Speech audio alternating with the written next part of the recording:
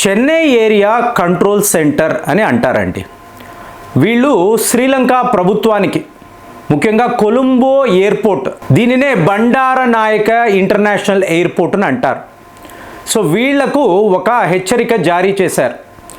ఏమిటి ఇది అంటే, పహల్గాములో ఈ తీవ్రవాద దాడులు చేశారు చూసారా, వీళ్ళు తప్పించుకొని చెన్నై ఎయిర్పోర్ట్ వచ్చి UL-122 అనబడే విమానము ఎక్కి శ్రీలంక వచ్చారు, కొలంబో ఇంటర్నేషనల్ ఎయిర్పోర్టులో దిగారు. సో మీరు సెర్చ్ చెయ్యండి. ఎందుకు అంటే ఇది భారత్ యొక్క సెక్యూరిటీకి సంబంధించిన వ్యవహారము. సో వీళ్ళు అనడముతో మీకు కొలంబో ఇంటర్నేషనల్ ఎయిర్పోర్ట్ అంటే బండారనాయక ఇంటర్నేషనల్ ఎయిర్పోర్ట్ అంటారు. వీళ్ళు మొత్తము ఆపరేషన్స్ ఆపేసి, ఒక విమానము కూడా వేరే దేశానికి వెళ్ళకూడదు, ఒక విమానము కూడా రాకూడదు, వెంటనే మనము సెర్చ్ ఆపరేషన్స్ మొదలు పెట్టాలి, స్పెషల్ సెర్చ్ ఆపరేషన్స్. సో ఈ తీవ్రవాదులు ఎక్కడ ఉన్నారు అని పోలీసులు, శ్రీలంక ఆర్మీ వీళ్ళందరూ ఎయిర్పోర్ట్ అంతా తెగ తిరిగేశారు. మీకు స్నిఫర్ డాగ్స్ని తీసుకొచ్చారు, ఎక్కడ వీళ్ళుని వెతికారు. ఇక్కడ ఏంటంటే వీళ్లకు కొంతమంది యాడ్ అయ్యారండి. అక్కడ 4 అన్నాము, తరువాత 3నే ట్రాకింగ్ చేస్తున్నాము అన్నాము, ఇప్పుడు 6 మంది అయ్యారు. సో ఈ 6 మంది శ్రీలంకలోకి ఎందుకు వస్తున్నారు, వీళ్ళు శ్రీలంకలో ఏం చెయ్యబోతున్నారు? సో ఇవాళ హాట్ టాపిక్ ఫ్రెండ్స్. గుర్తుపెట్టుకోండి, ఇలాంటి నేరేటివ్స్ మనం ఇంకా కూడా చాలా వినబోతున్నాం.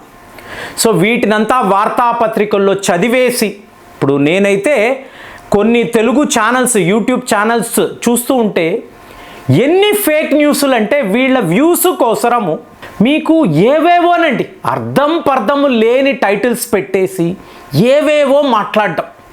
అంటే ఎటువంటి క్రెడెన్షియల్స్, ఆధారాలు, న్యూస్ రిపోర్ట్స్ ఏమి ఎక్కడా చూపించడం లేదు.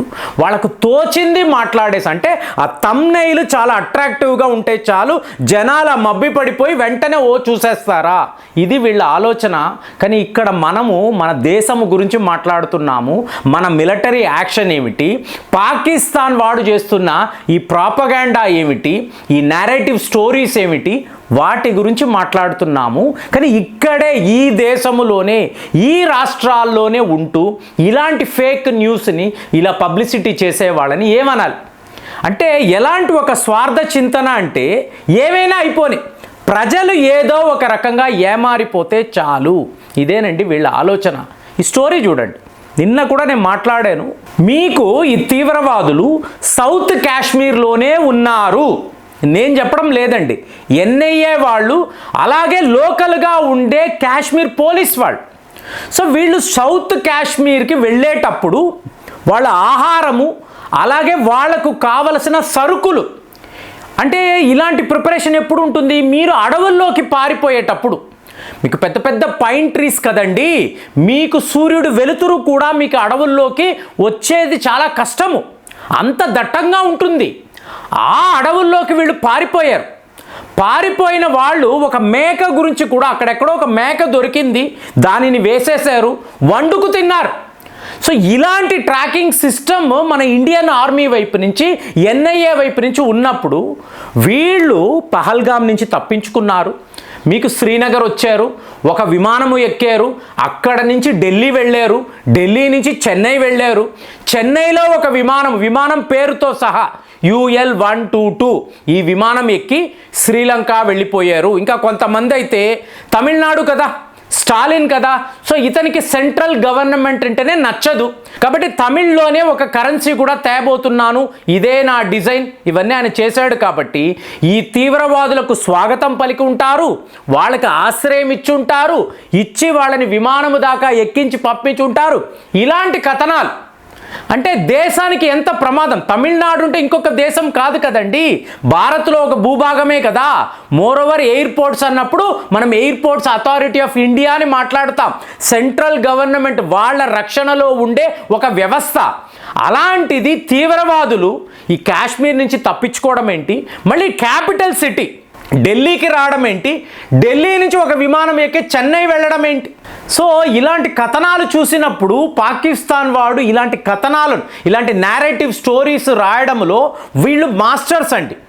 ఎటువంటి సత్తా లేదు, పవర్ లేదు, ఆయుధాలు లేవు, డబ్బు లేదు, ఇంకా ఫ్యూయల్ కూడా లేనప్పుడు ఇలాంటివి డిజిటల్ మీడియాలో ఇట్లాంటి పబ్లిసిటీ చేయడము, ప్రాపగండా చేయడము ఈజీ కదా.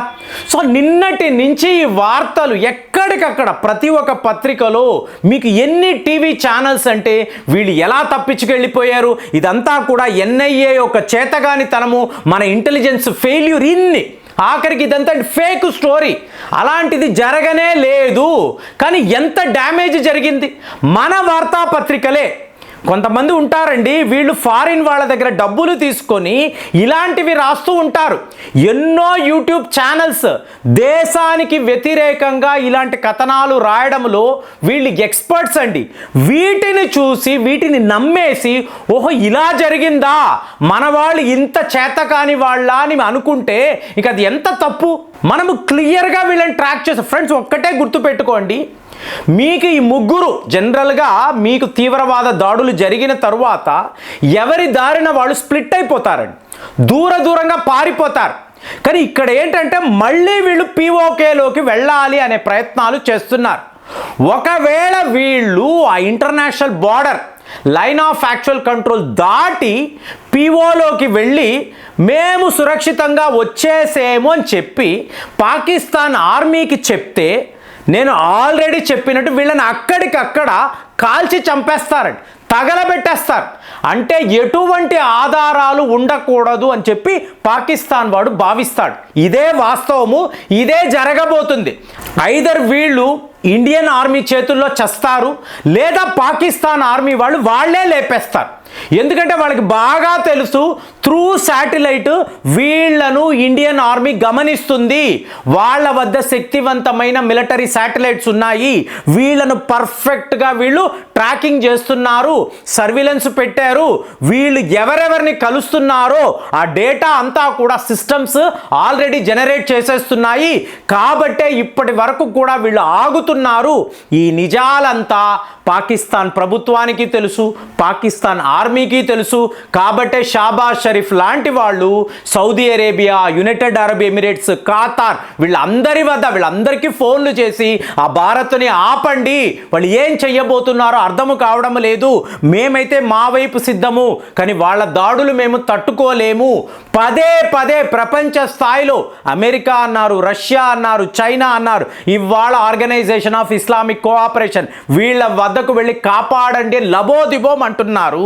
కానీ మనము ఏం చెయ్యాలి, మన వద్ద ఉన్న ప్లానింగ్ ఏంటి, ఈ కుర్రవాళ్లను మనం ట్రాకింగ్ పెట్టగలిగితే మొత్తము రూట్ మ్యాప్ అండి, ఎక్కడ నుంచి వీళ్ళు వస్తారు, ఆ టన్నల్స్ అంటాం చూసారా, ఏ టన్నల్ నుంచి వీళ్ళు బయటకు వచ్చారు, మళ్ళీ ఏ టన్నల్లోకి వెళతారు, వీళ్ళు నేరుగా పాకిస్తాన్ పోస్ట్ ఎక్కడ దాకా రీచ్ అవ్వగలరు, అక్కడ ఎవరెవరు ఉంటారు, వీళ్ళని స్వాగతిస్తారా, చంపేస్తారా, చంపేవాళ్ళు ఎవరు, ఐఎస్ఐ వాళ్ళ, పాకిస్తాన్ ఆర్మీయా, లేదా వీళ్ళ హ్యాండిలర్సా, ఎవరు ఈ పని చెయ్యబోతారు, అక్కడ ఎంతమంది మొత్తం కావాలి కదండి. వీళ్ళని అక్కడికక్కడ లేపేశారు అనుకోండి, ఒక డ్రోన్ వేశారు అనుకోండి, అయిపోతుంది. కానీ దీనివల్ల మీకు ప్రయోజనం లేదు.